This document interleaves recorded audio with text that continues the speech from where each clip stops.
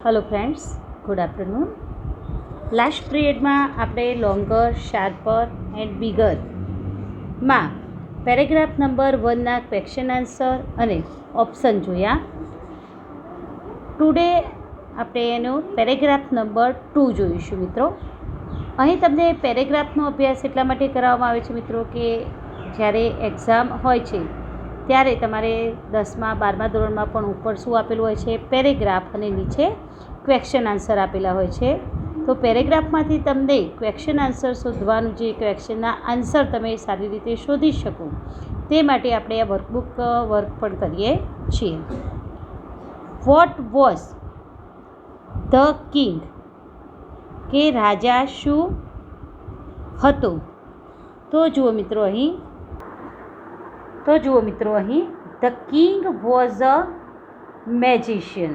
તો તમને અહીં પેરેગ્રાફમાં આપેલું જ છે આપણને, અને અહીં આપણે એ રીતે શું લખીશું, આન્સર લખીશું કે the king was a magician, કે રાજા શું હતો? એક જાદુગર હતો. બીજા નંબરનો આપણે જોઈએ તો what would the king do, બરાબર, કે રાજાએ શું કર્યું હતું? તો the king would hide the princess at a different place every day, કે એને જે રાજકુમારો હતા એમની સાથે એને રાજકુમારીને પરણાવી ન હતી, તેથી એને ડિફરન્ટ શું મૂક્યું હતું મિત્રો? જે અલગ અલગ જગ્યાએ એને સંતાડી દેતો હતો. એ માટે અહીં એને શું કર્યું કે the king would hide the princess, કે રાજકુમારીને એને શું કર્યું? જુદી જુદી જગ્યાએ સંતાડી દેતો રોજે રોજ.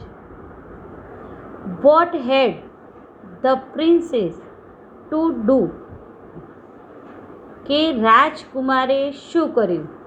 તો the princess had to find the princess and bring her back to the palace, બરાબર, કે રાજકુમારે રાજકુમારીને શોધી અને રાજમહેલમાં પાછી લાવી દીધી. What did the king do to the princess who fell in the test, કે જે રાજા હતો એ જુદા જુદા 3 ટેસ્ટ લેતો હતો. એ ટેસ્ટમાં જે પ્રિન્સેસ એટલે કે રાજકુમાર ફેલ થાય એને તો શું કરતો હતો?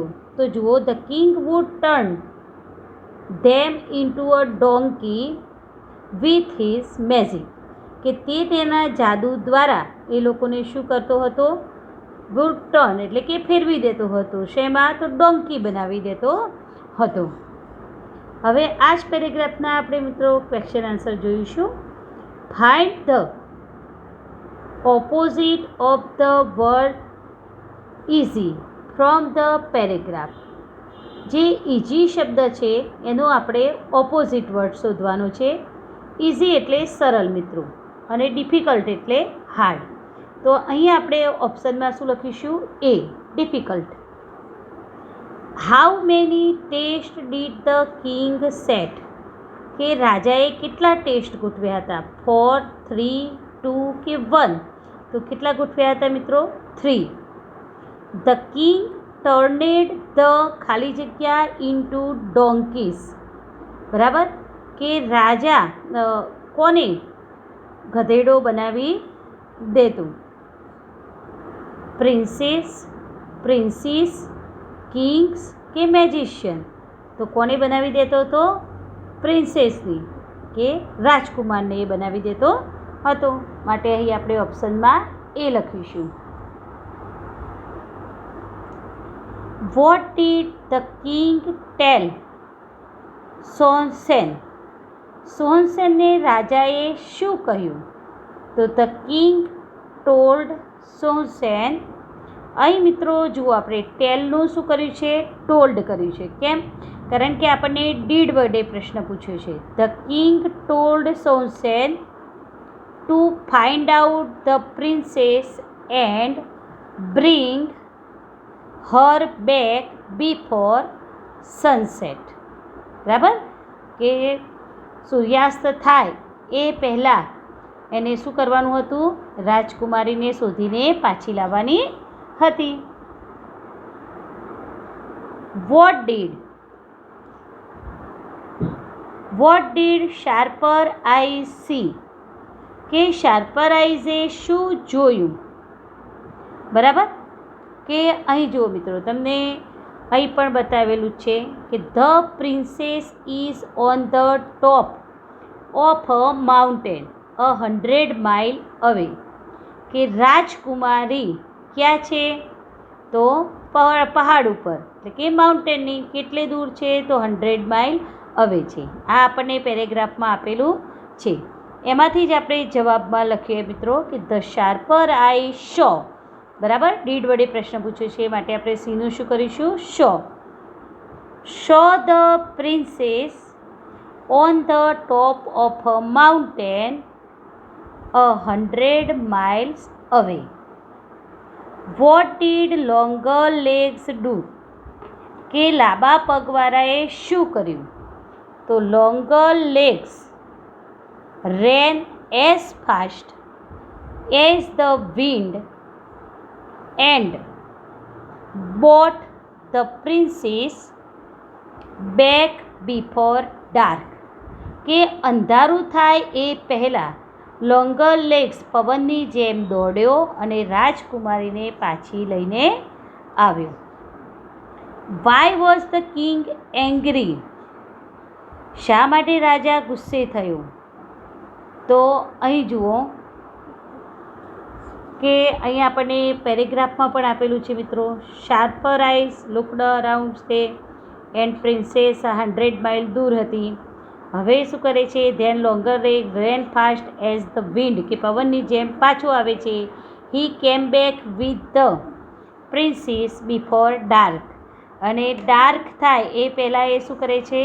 રાજકુમારીને પાછી લઈને આવે છે. તો અહીં આપણે એને જુદા થોડાક શબ્દોમાં લખીશું કે ધ કિંગ વોઝ એંગ્રી, ગુસ્સે થયો, because સોહનસેન food find out the princess. કે સોહનસેને શું કર્યું? રાજકુમારીને એ ગમે ત્યાં રાજા સંતાડે તો એને ત્યાંથી શોધીને પાછો લાવતો હતો. હવે એના ઓપ્શન જોઈએ મિત્રો. હુ કુડ સી વેરી ફાર? કે કોણ દૂર દૂર સુધી જોઈ શકતું હતું? ધ કિંગ, સોનસેન કે શાર્પર આઈઝ? બરાબર, તો કોણ જોઈ શકતું હતું મિત્રો? Sharper eyes. માટે અહીં આપણે જવાબમાં શું લખીશું? સી. હુ કુડ રન વેરી ફાસ્ટ? કે ઝડપથી કોણ દોડી શકતું હતું?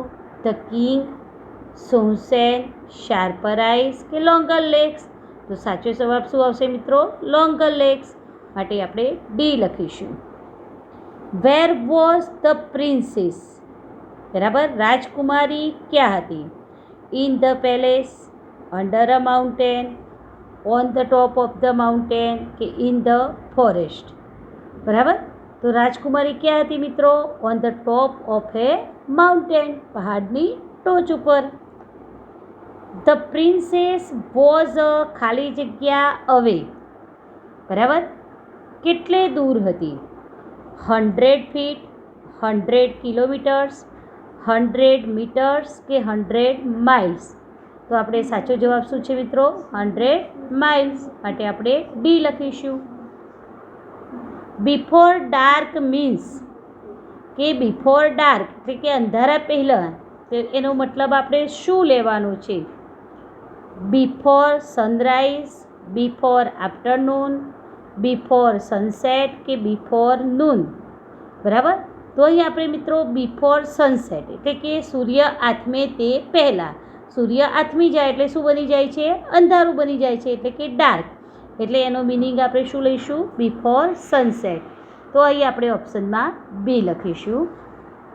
હવે આપણે પેરેગ્રાફ નંબર 4 જોઈએ તો what had the king turned the princess into? બરાબર, કે હવે રાજાએ રાજકુમારીને શું બનાવી દીધી? તો અહીં પણ આપણે જોઈએ તો જુઓ, અહીંયા આપણને આપેલું જ છે અ લીફ ઇઝ શેકિંગ. તો જે રાજકુમારી હતી એને રાજાએ શું બનાવી દીધી હતી મિત્રો? લીફ બનાવી દીધી હતી. તો અહીંયા જુઓ, the king had turned the princess into a golden leaf. બરાબર, કે ચમકતું સોનાનું પાંદડું બનાવી દીધી હતી. How far was the princess? કે પ્રિન્સીસ હવે કેટલી દૂર હતી? તો the princess was 200 miles away. કેટલી દૂર હતી? તો 200 miles દૂર હતી. Who ran faster than the wind? જો મિત્રો હવે કે how far was the princess? રાજકુમારી કેટલી દૂર હતી? તો the princess was 200 mile away. બરાબર, 200 માઇલ દૂર હતી. જે મિત્રો અહીં પણ આપણને પેરેગ્રાફમાં જ અહીંયા આપેલું છે કે સી ઇઝ 200 માઇલ અવે. તો આ પેરેગ્રાફમાં તમને સી આપેલું છે, એની જગ્યાએ આપણને પ્રશ્નમાં શું પૂછ્યું છે? આપ્યું છે પ્રિન્સીસ. બરાબર, તો આપણે અહીંયા સીની જગ્યાએ પ્રિન્સીસ લખીશું અને જવાબ લખીશું કે the princess was 200 miles away. Who ran faster than the wind? કે પવનની જેમ કોણ દોડતું હતું? તો લોંગર લેગ્સ મિત્રો. કોણ દોડતું હતું? Longer legs ran faster than the wind. The king was happy to get the princess back. અહીં જુઓ મિત્રો, તમને શું કહે છે કે રાજા પ્રિન્સેસને રાજકુમારો પાછી લઈને આવતા હતા તો ખુશ થતો હતો. ટ્રુ છે કે ફોલ્સ? તો રાજા ખુશ થતો ન હતો કારણ કે એને પ્રિન્સેસને પરણાવી હતી નહીં. માટે અહીં વાક્ય કેવું છે મિત્રો? ફોલ્સ છે.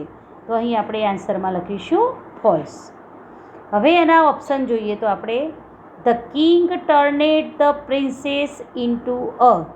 હવે મિત્રો આ પેરેગ્રાફ આપેલો હોય, અહીં રાજા જે છે એ રાજકુમારીને 4 વખત અલગ અલગ 3 ટેસ્ટ લે છે અને ત્રણેય ટેસ્ટમાં એને શું કરે છે? જુદી જુદી વસ્તુ બનાવીને મૂકે છે. તો આ પેરેગ્રાફમાં એને શું બનાવી છે? ગોલ્ડન લીફ બનાવી છે. તો આપણે પેરેગ્રાફ જે આપ્યો છે એના આધારે જ લખીશું કે golden leaf. The princess was ખાલી જગ્યા અવે. બરાબર, કે રાજકુમારી કેટલી દૂર હતી આ વખતે? તો આ વખતે 200 ફીટ હતી, 200 કિલોમીટર હતી, 200 મીટર હતી કે 200 માઇલ્સ હતી? તો કેટલી દૂર છે મિત્રો? 200 માઇલ્સ. બરાબર, એટલે ડી લખીશું. The leaf was. હવે લીફ શું કરી રહ્યું હતું મિત્રો? ડાન્સિંગ ઇન ધ વિન્ડ, કે પવનમાં ડાન્સ કરી રહ્યું હતું. ડાન્સિંગ ઇન ધ રેન, વરસાદમાં ડાન્સ કરી રહ્યું હતું. શેકિંગ ઇન ધ વિન્ડ, કે હલી રહ્યું હતું. શેમાં? તો પવનમાં. કે શેકિંગ ઇન ધ રેન, વરસાદમાં હલી રહ્યું હતું. તો આપણા પાઠમાં શું આપ્યું છે મિત્રો? Shaking in the wind. માટે અહીં આપણે ઓપ્શનમાં શું લખીશું? બી. લોંગર લેગ્સ રેન ખાલી જગ્યા ધ વિન્ડ. બરાબર, as fast as, faster than, as slow as, કે સ્લોવર ધેન. અહીં મિત્રો આપણે ડિગ્રીનો યુઝ કરવાનો છે કે લોંગર લેગ્સ રેન કેવી રીતે? તો ફાસ્ટર ધેન ધ વિન્ડ. બરાબર, પવન કરતાં પણ ઝડપથી. માટે અહીં આપણે બી ઓપ્શન લખીશું. હવે આપણે પેરેગ્રાફ નંબર 5 જોઈએ મિત્રો. Where was the princess. બરાબર, કે હવે જ્યારે છેલ્લા ટેસ્ટમાં એ પ્રિન્સેસને ક્યાં સંતાડે છે? તો ધ પ્રિન્સીસ વોઝ એટ. જુઓ અહીં પેરેગ્રાફમાં પણ તમને આપ્યું છે she is at the bottom of very deep lake. તો બસ એ જ વસ્તુ આપણે અહીં લખીશું. ખાલી સી ઇઝની જગ્યાએ અહીં ધ પ્રિન્સીસ આપી છે તો આપણે શું લખીશું મિત્રો? The princess. The princess was at the bottom of a very deep lake. બીજા નંબરનો પ્રશ્ન જોઈએ તો what had the king turned her into, કે રાજાએ એને શું બનાવી હતી? તો the king had turned her into a silver fish. અત્યારે એને સિલ્વર ફિશ બનાવી હતી, બરાબર, ચમકતી. The princess was quite far. Quite far હતી મિત્રો? ના, ઘણી દૂર હતી. માટે અહીંયા વાક્ય આપણે કેવું કરીશું? ફોલ્સ. જો મિત્રો, આજે આપણે આટલે સુધી જોઈશું. આગળની એક્સરસાઇઝ નેક્સ્ટ પીરિયડમાં જોઈશું. ત્યાં સુધી જય Swaminarayan. Stay home, stay safe.